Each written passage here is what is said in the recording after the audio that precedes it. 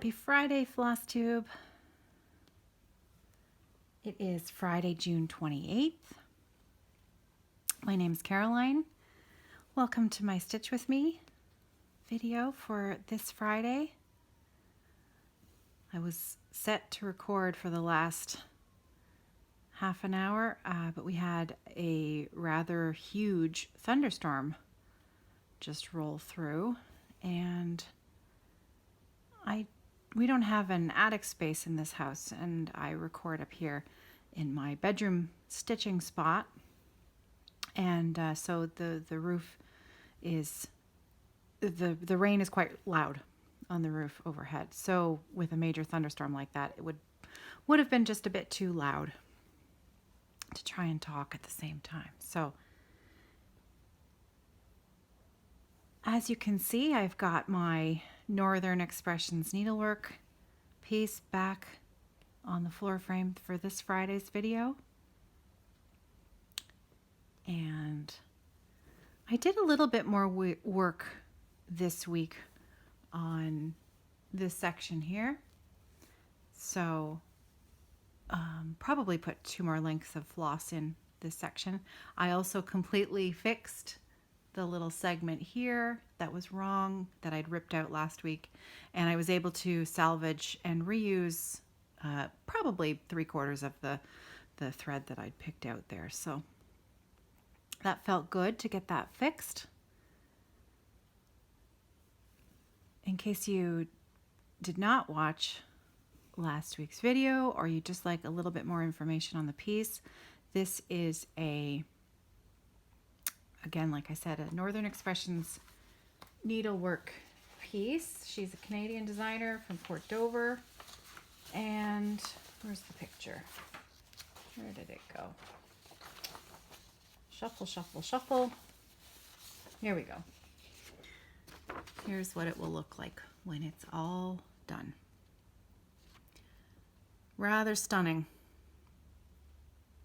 So I'm stitching this on a 40 count white linen, and it's one strand of thread over 2.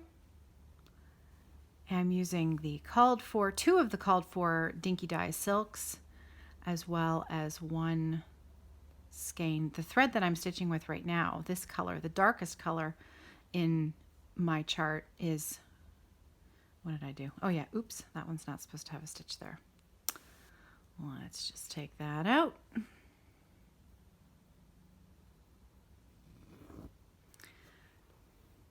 This thread is a cotton by, I have to look at this every time, Needlearts. The color I'm using right now is called Weathered Barn. And the other 2 Dinky Dyes in order, the medium one is called Cherry Wood, and then the lightest is Dusty Rose there. So those are the 3 colors. And I believe I had someone ask last week whether I preferred silk versus cotton, and or whether I had a preference. And my answer to that is no, I don't have a preference. I like stitching with both for different reasons. It really depends on the project. I love DMC. I love variegated flosses, over-dyed flosses. I love silk. I love the threads that I use for my canvas pieces. Equal opportunity thread user I am. So no preference whatsoever, really. Sometimes, if the budget only allows for kitting something up in something more affordable, I am usually just as happy. So just love to stitch. Doesn't matter what it is. Yes, so the weather here has been really crazy. So this thunderstorm blew through, and now it is sunny outside again, which bodes well for the men working on my front porch, because very exciting They are on the final stages of the porch. Shared a little bit about this on Monday's video at the beginning. We've been in this house for about 16 years, and the front porch was kind of the last area, one of the last areas of the house that we have never really done much with. Well, first of all, we didn't really know what to do with it. It was a bit of a difficult situation where it's poured concrete. The whole house is a poured concrete foundation. We don't have a basement, and so it's a bit unusual. And the front porch is a concrete slab, but it's quite large. It's about, I'm going to say the front porch is about 400 square feet, so it's kind of huge. And it was entirely covered in this, I'm sure it was nice at the time, in its day, when it was installed back in 1981. And it was this blue outdoor carpet. And, I'm sure it was original to the house, which was built in 1981. We are now in 2019. So you can do the math. This carpet was well past its prime.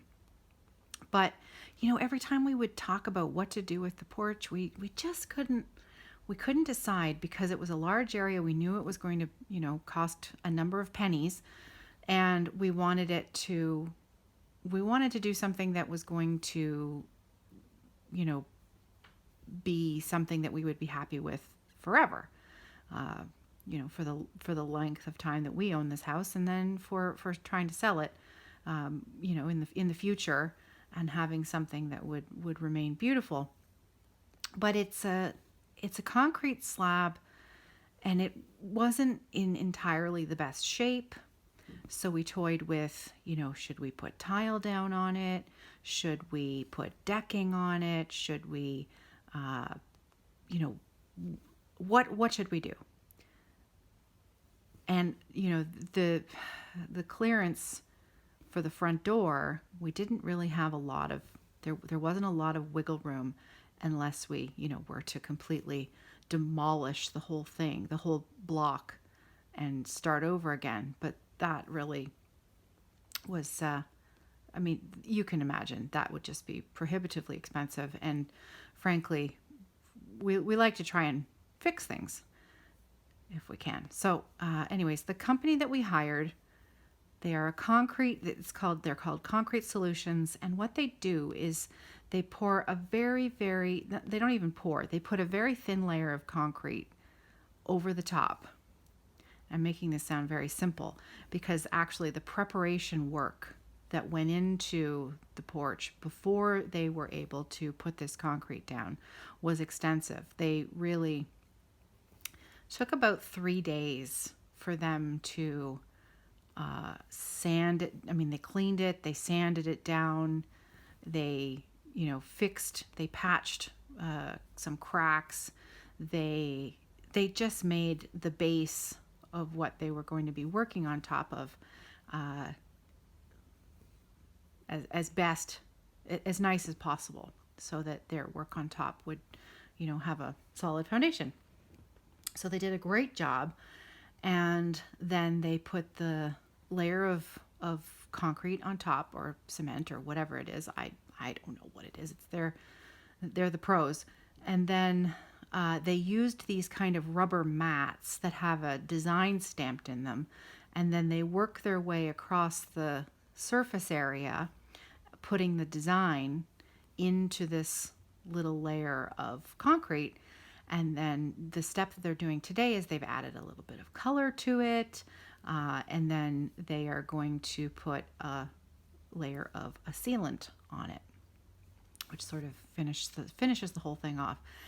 And to say that I am beyond thrilled is an understatement, just an understatement. I just cannot get over how different it just makes the entire front of our house look, to get rid of that hideous blue carpet and to have something that is just going to look so beautiful. And I'm kind of excited. So I'm going to put in a picture.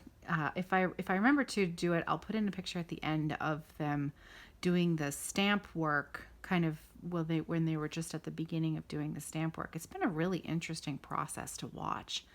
So I'll put in a picture at the end, and you can see kind of the cool thing that they were doing with these little rubber mats. I mean, it's really quite fascinating.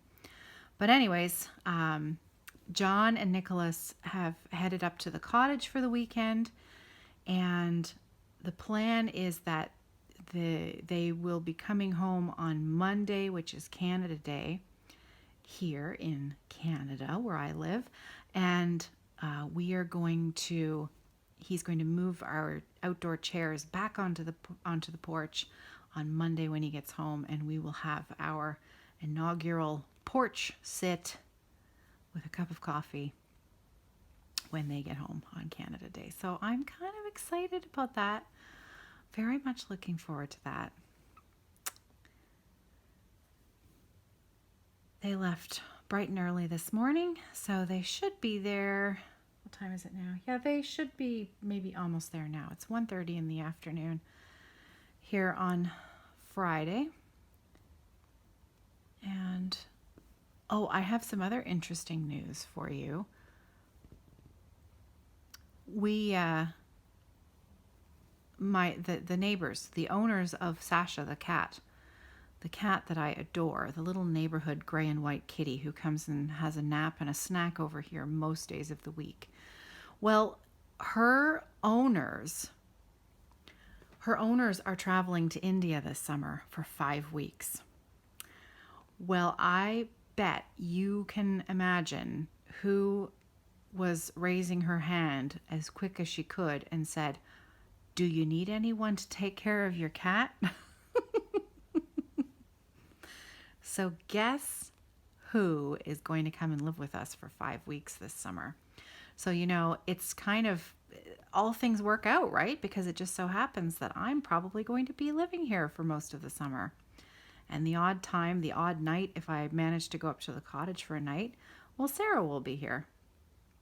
So there will always be someone here to look after Sasha the cat. And oh boy, the kids were over the moon. So exciting times. I can say that she's my cat, and I'm not just a cat borrower, for 5 weeks. So we shall see. So this is coming along nicely. Funny what happens when you work on something. Put a few stitches in. So today is Friday, and it is, like I said, it's the 28th of June, which means that the last Sunday of the month is right around the corner. And that means that it's time for high tea. So on Sunday, I'll put out a video for the last Sunday of the month for high tea, where I'm going to celebrate some special things from my stash. I already know exactly what I'm going to do. And I cannot wait. July is going to be really fun. There are no rules for high tea. You can do whatever you want. It's generally what I try to do is I celebrate something from my stash or a new start from my stash. So either something last year I did a new start every month. At the end of the month, I chose something from my stash that was special that I was hanging on to, and I started it. And this year I've been trying to concentrate on works in progress that are already I have a lot of projects that are started, and because I'm a large project stitcher, a lot of them are big, so being able to concentrate on a few of those that I already have on the go has been really nice. But I'm kind of excited for July. So more information on that on Sunday.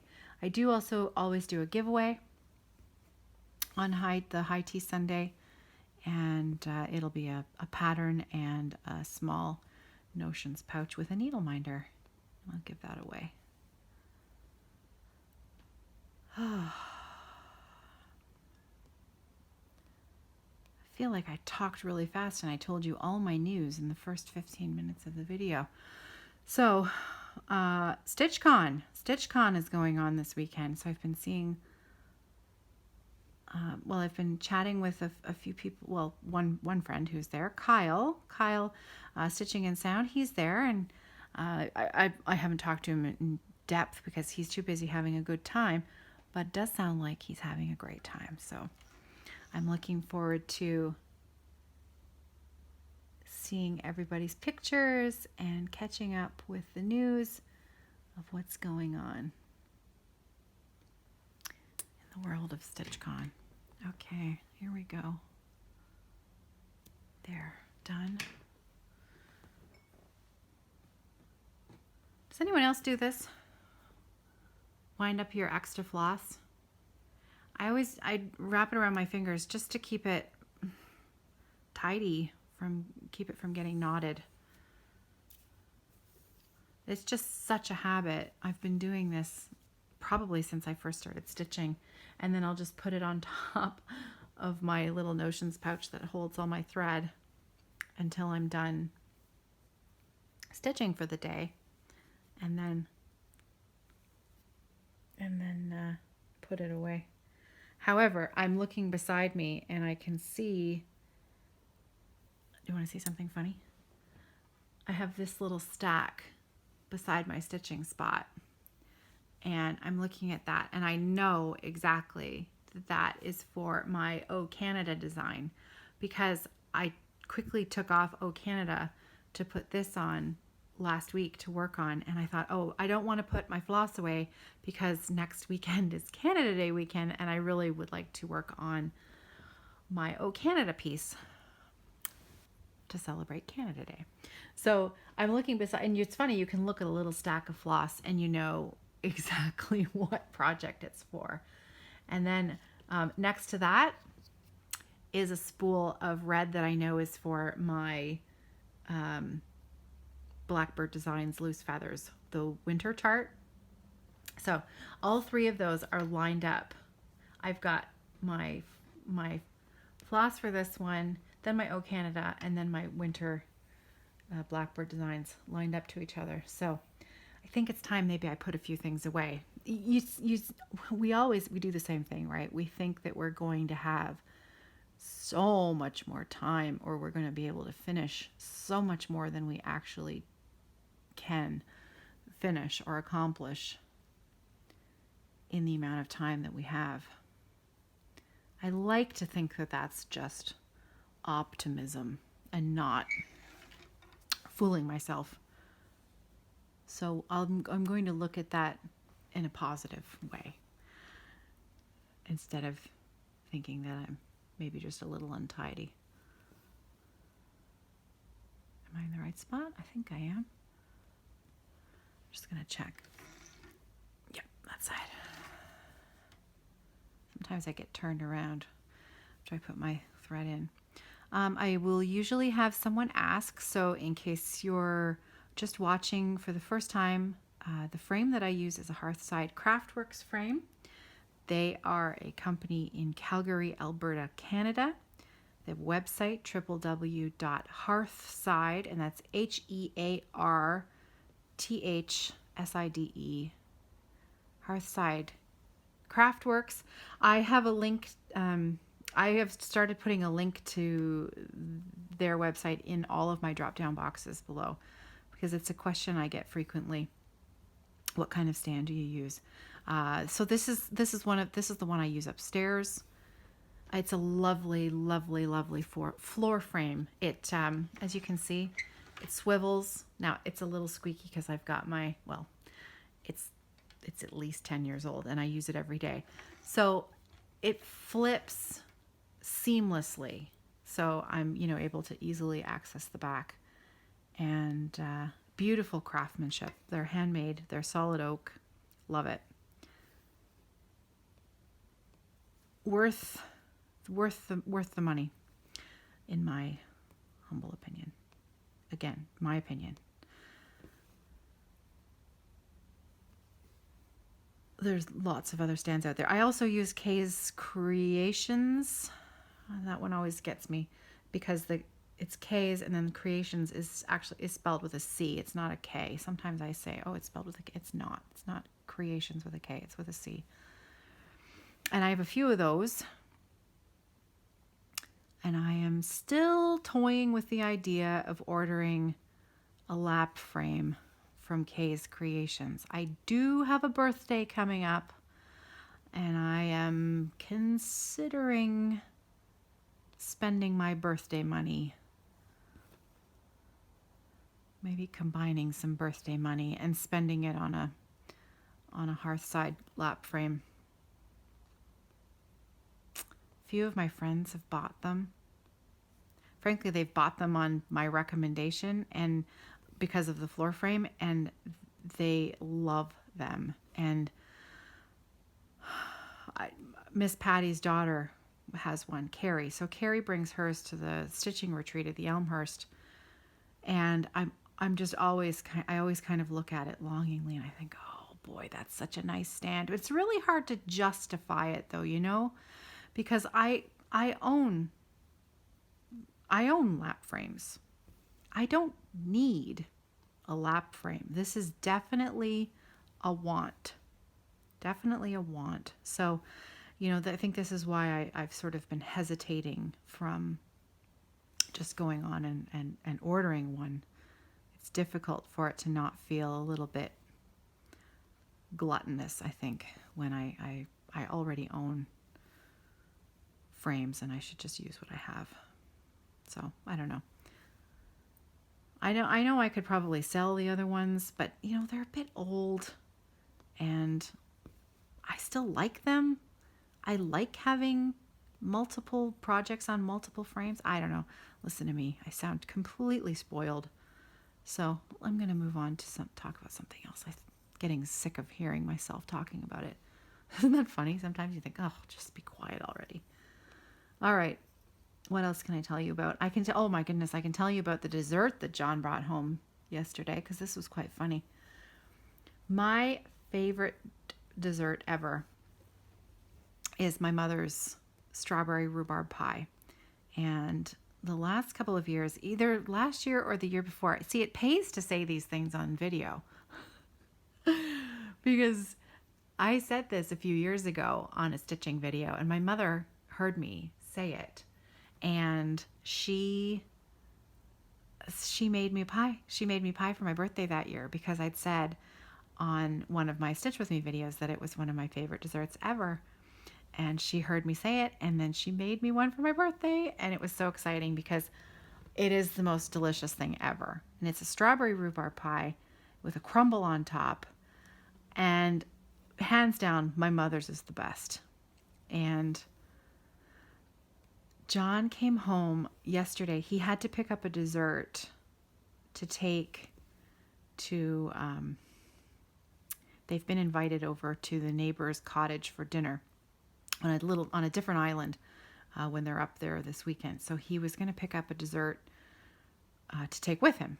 And we were going over to the neighbor's house for dinner last night. The neighbors who own Sasha. We were invited to their house for dinner last night. So I said, well, we need to take something to dessert to the neighbor's house as well. Can you just pick up something extra that's nice that we can take over with us there? And he came home yesterday with two of the most, Costco, right? Nothing is small. He came home with two massive strawberry rhubarb crumbles. Like, I've never seen a crumble this big. And he said, well, they didn't have any pie. And this was all I could find. And I had to laugh because one of these crumbles would have fed 100 people. It was so big. It was so big.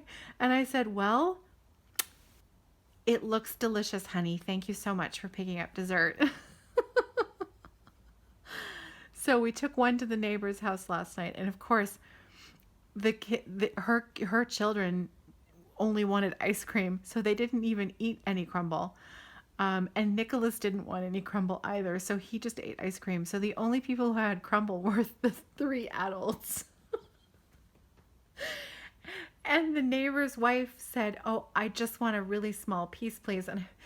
And it was so funny because the size of this crumble, and it just had teeny tiny little corner of it taken out and eaten for dessert. And then John again had to pack up the other crumble to take with him this morning, and he said it's so big it doesn't even fit in the cooler. Oh, oh my goodness. Costco, good old Costco, where nothing is small. And you can't, I can't, I don't know about you, but I can't go to Costco and leave there without spending $200 on. I look at the cart and I'm like, what did I buy? I didn't buy anything. I didn't even buy anything fun. Underwear and potatoes. $200 later, and you think, oh my goodness. So I try to avoid Costco when I can. I shop, I do my grocery shopping. We have a chain here in Canada. I don't know if it's Canada wide. Any other Canadians out there can correct me if I'm wrong, but there's a chain called Loblaws, and they are all sort of under the same umbrella, Real Canadian Superstore, and there's another one called No Frills. And I like to do my grocery shopping at the No Frills because it's No Frills, and stuff there is less expensive. And I mean, their produce is never usually as nice, but you can usually, if you pick around, you can find enough fruits and vegetables that look nice that you're not gonna, get scurvy. There's enough there to eat. So, shop at the No Frills, and then I feel at least like I get a cart full of groceries, and it's still, there's still nothing fun in the cart, but at least I walk out, thinking that I maybe got a little bit more for my money. So funny. $200 on underwear. and maybe a pillow. Oh heavens, we need new pillows. Anybody else out there, you look at the things in your your linen cupboard and you think, oh my goodness, I didn't realize that looked quite so bad. We need some new pillows. Just simple things like that you don't notice every day until the situation becomes rather desperate, or you're going to have company come over to stay overnight and you think, oh dear, I better go and buy some new pillows. That's a little random but fun little fact. Costco, you can find everything there. Well, I've just gotten a text from my daughter. Sarah has her very first full-time summer job. She is working. She's a working lady now. She works downtown London, and she has just texted me and requested if I have time, would I mind going to pick her up from work today? She doesn't always ask. And I think I'm going to take advantage of the fact that my girl has asked me to come and pick her up so that we can maybe get a cup of coffee together. And, well, she doesn't drink coffee. She drinks tea. She had her prom last night. She looked beautiful. And her boyfriend looked very handsome. They had a wonderful time. So there's another milestone come and gone. Growing up so fast. So I am going to end this video so that I can go and spend a bit of time with my human girl. And then I plan on spending the rest of my weekend. Sarah has 18-year-old girl plans for this weekend. She's going to be spending a lot of time with her friends this weekend. So I'm going to spend most of my weekend in my pajamas in my stitching chair. And I'm kind of excited about that. I'm going to hang out in the kitchen with the dog, and we're just going to relax and do some stitching and enjoy a holiday weekend in the air conditioning. It's very hot here this weekend. Not as hot as Europe, not nearly as hot as some of the temperatures I've been seeing in that heat wave that's happening in Europe at the moment. But it is nice luxury, a little luxury to be able to have air conditioning here, which of course we don't have at the cottage. So I'm trying to look at the positive sides of staying here for the weekend with my lovely dog while John is off the grid this weekend. So it's all good.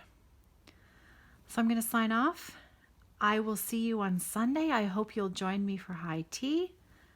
And I hope you have a wonderful weekend stitching, and join us on the Facebook group Friday Off the Grid this evening, where you will see some of the most amazing stitching. Be prepared to be completely enabled, because boy, there's some fantastic stuff going on over there. And look at that. I've almost completed this section here. That's a little bit of all right. So happy weekend, everybody. Happy stitching. And I'll see you on Sunday. Take care.